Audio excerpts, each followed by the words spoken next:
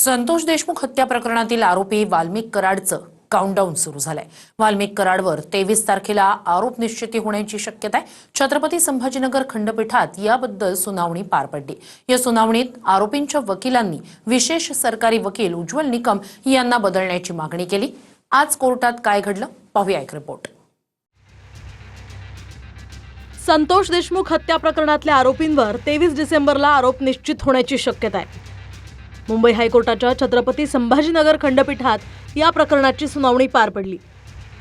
या सुनावणीत आरोपींनी विशेष सरकारी वकील उज्ज्वल निकम यांना बदला अशी मागणी केली आहे। उज्ज्वल निकम एका राजकीय पक्षाशी संबंधित असल्यानं केसवर परिणाम होतोय असं आरोपींच्या वकिलांचं म्हणणं आहे। यावर कायद्यात अशी कुठेही तरतूद नाही असा युक्तिवाद उज्ज्वल निकम यांनी केला।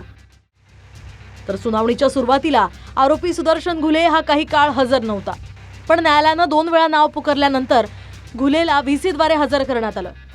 आजच्या सुनावणीवेळी आरोपींचे वकील आणि सरकारी वकील यांनी जोरदार युक्तिवाद केले।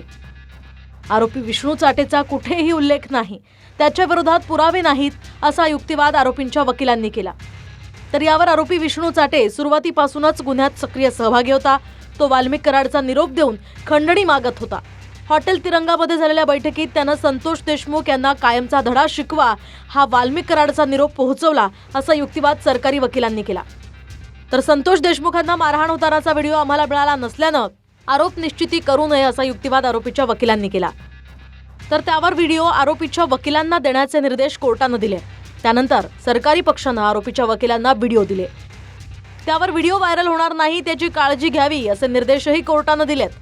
तर पेन ड्राईव्ह मधले व्हिडिओ पाहण्यासाठी 23 तारखेपर्यंतचाच वेळ मिळेल, यानंतर कारण चालणार नाही असं कोर्ट म्हणालंय।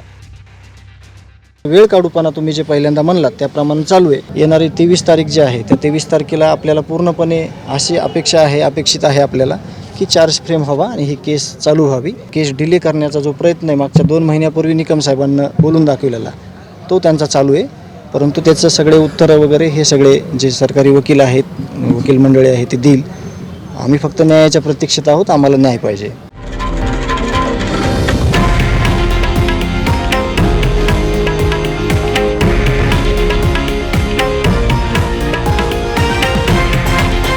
हे आहे देशातील नंबर 1 न्यूज नेटवर्क आणि आपण पाहत आहात TV9 मराठी, एकमेव।